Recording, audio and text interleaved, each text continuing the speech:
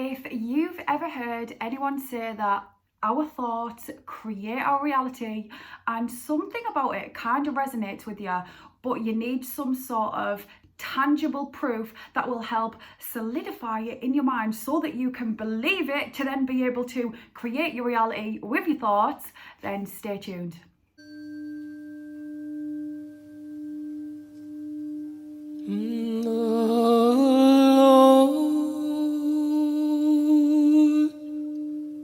Is my shepherd, I shall not want. Hey guys, welcome back to my channel. I'm Quantum Marie and I teach people how to change their life by changing their thoughts. And today I'm going to be talking about Holographic Universe and how we create our reality with our thoughts. Now, before I get into it, I'd just like to say a big thank you to everybody who gives me a thumbs up, everybody who comments, shares, subscribes. It's super helpful to me. It's super helpful for the algorithm and then other people to be able to find my channel and also discover that they too can change their life by changing their thoughts. So thanks. So, the model of reality, which is the holographic universe. What we see around us in this amazing world, it's actually a projection of our thoughts, and it is completely holographic. It's not real whatsoever. It might feel real, might seem like it's solid, but it actually isn't. Even these amazing bodies that we are in this lifetime, these vehicles that we use this lifetime, if you can think of your body as nothing more than an amazingly sophisticated VR headset, then you're on the right track, because that's all this is. This body isn't us. This body is just our vehicle this lifetime. Our consciousness is us. Our awareness is who we are. And our consciousness is projected in here from wherever the fuck our soul is right now. Wherever the fuck our soul is right now, it's projecting our consciousness and our awareness into this body. Okay, now the holographic universe model goes back to an amazing scientist called David Bohm. You might have heard of him, you might not have. He's sometimes referred to as Einstein's protege, but honestly, I'm not really sure why anyone would say that about him, because I would say that they're pretty much on par. They were work colleagues. They had a really great relationship with each other. They used to love the conversations that they had together because the both were amazing minds, philosophical. They were just both into the same things, so obviously they're going to get along. Obviously Einstein is super famous. Bohm, hopefully one day Bohm will be just as famous as Einstein, because his theories are just as groundbreaking. It's just that the fundamental evidence isn't quite there yet for Bohm, but we're getting closer all the time, and I'm going to give you a little bit of evidence that proves that our consciousness does have an effect on physical matter. And the first bit of evidence that I would like to give you is an amazing businessman and author from Japan called Masaru Emoto. There you go, there's my Japanese accent for you. And yes, so he's not a scientist, he doesn't have a doctorate, he just wanted to experiment and discover how our consciousness affects water. So what he did was he got an experiment, he got like different samples of water, ding, ding, ding, ding, and then he set different intentions into each of these different samples of water. One of them, I love you. Another one, I hate you. And then what he did was he photographed them with a microscope to see what they look like on like a microscopic level, right down to the subatomic particles of the water, yeah, and he had a good look at it, and what he found was the ones with the beautiful intentions, such as I love you, formed beautiful images like snowflakes, crystals, very symmetrical, gorgeous. The ones over here that said I hate you, they were all like scattered, random, like it just looked like it wasn't good. So first and foremost, there's proof. And also, just think about it. Our body is 60 to 70% water.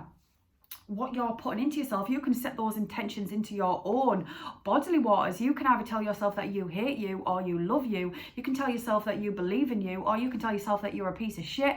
It's entirely up to you. You create your reality with your thoughts, baby girl. So hopefully whenever you're noticing a negative thought, you're changing that straight away to a positive thought, whether it's about you, whether it's about somebody else, whether it's about the world at large. It doesn't matter what sort of thought you're having, change it to a positive immediately, because then, you know, for example here, let me just say something. Say you're having some sort of negative situation with a person in your life and you're thinking they're such a fucking dick. Change that thought immediately, because you've created them being a dick because you're all continuously having these thoughts that they're a dick. They might have done one dicky thing once and then you just got in your head, they're such a dick, from one dicky thing that they've done like in their whole existence, and now that's all you keep seeing in your reality. This person is a fucking dick. So, you know, start affirming to yourself the enemies in your life who you're having a difficult time with.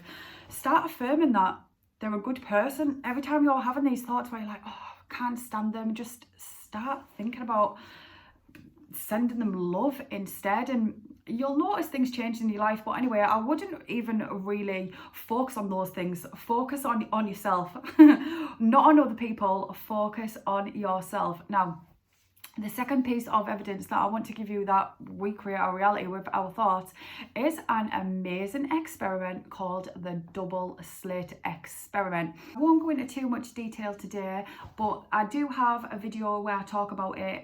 It is Quantum Physics Basics Part 2. I'll put the link up here for you so that you can see it.